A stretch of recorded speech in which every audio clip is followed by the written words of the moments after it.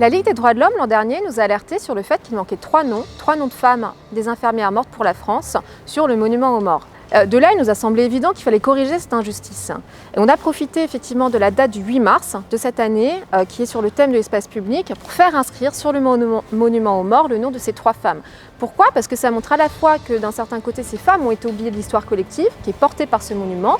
Et deuxième chose, qui nous montre aussi donc en lien avec le 8 mars, le droit des femmes, c'est le fait que les noms qu'on le retrouve dans l'espace public, y compris sur ce monument, il y a un choix qui a toujours été souvent très défavorable aux femmes. Donc on a voulu rectifier ça à la fois pour une réalité historique qu'il faut rectifier et à la fois pour faire porter donc visiblement, sur ce monument aux morts, trois noms de femmes qui ont participé, qui sont mortes pour la France lors de la Première Guerre mondiale et qui pourtant n'y figuraient pas.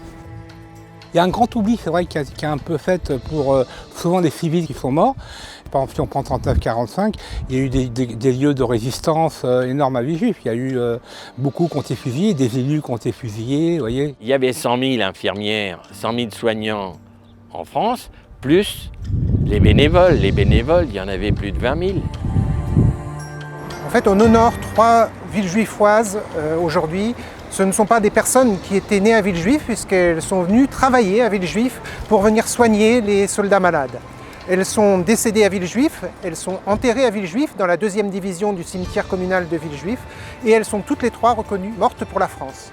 La première, la plus jeune, qui avait 21 ans, qui était célibataire, Berthe Stéphan, était bretonne. Elle venait des Côtes d'Armor et elle est décédée ici, au 54 avenue de la République, le 28 octobre 1918. Marie-Fernande Brunet, qui était normande, elle était de l'Orne. Elle s'est mariée dans l'Orne justement avec Albert Topin. Et ils sont venus tous les deux habiter à Villejuif. Albert Topin est allé combattre, il est mort au champ d'honneur dans la Meuse en 1915. Et Marie-Fernande a continué à travailler à l'hôpital et elle est décédée ici à 29 ans le 25 octobre 1918. Enfin, Marie-Alphonsine Yély était des Vosges. Et toute la famille Yély en fait est arrivée des Vosges de Saint-Dié juste avant-guerre. Marie-Alphonsine s'est installée à Villejuif et s'est mariée à Villejuif en 1916 avec Georges Voiturier.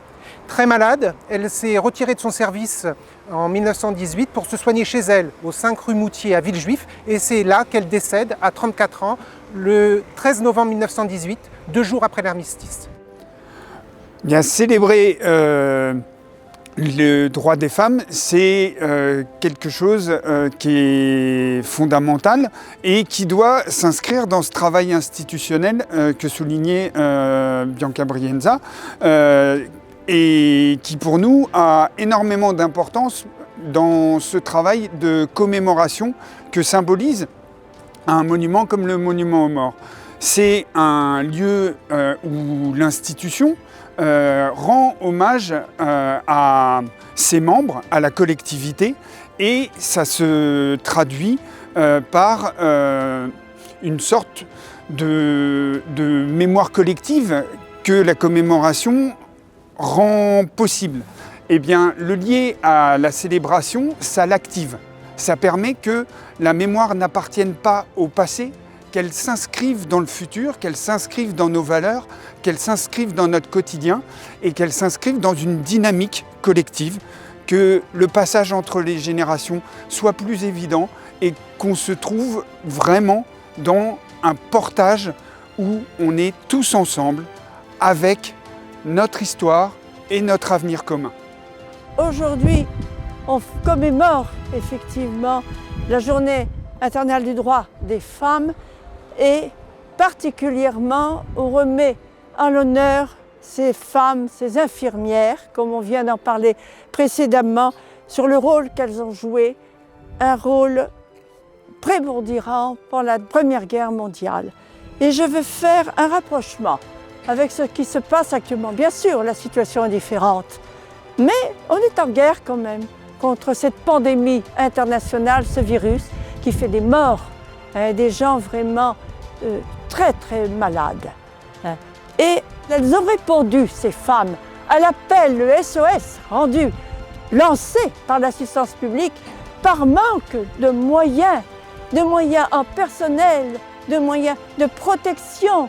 Elles ont répondu à cet appel pour venir effectivement soigner ces malades dans les hôpitaux. Elles se sont formées certaines sur le tas, rapidement, dans des conditions difficiles, d'épuisement, et certaines même ont dû payer, comme le personnel médical, de leur vie. Enfin, c'est chouette que vous puissiez faire ça, enfin que la ville puisse faire ça, rendre hommage à des personnes qui étaient un peu dans l'ombre et qui se sont dévouées pour l'humanité, pour toutes ces personnes qui souffraient. Enfin, je remercie bien sûr le travail de la Ligue des droits de l'homme et de la commune, la ville de Villejuif, à l'occasion pour organiser cet hommage. Le constat est clair, il manque des noms de femmes, que ce soit, donc on l'a vu sur le monument aux morts, mais que ce soit également sur les plaques des noms des rues, que ce soit dans les noms attribués aux bâtiments publics. Voilà, donc il nous a semblé évident qu'il fallait rééquilibrer cela. Enfin, les femmes ont agi dans l'histoire, elles ont eu des impacts qui sont déterminants, elles ont fait des grandes découvertes. Donc il nous a semblé évident, important de rééquilibrer en attribuant donc des noms de femmes le plus possible dans l'espace public, que ce soit des noms de voirie ou que ce soit des noms d'équipements publics.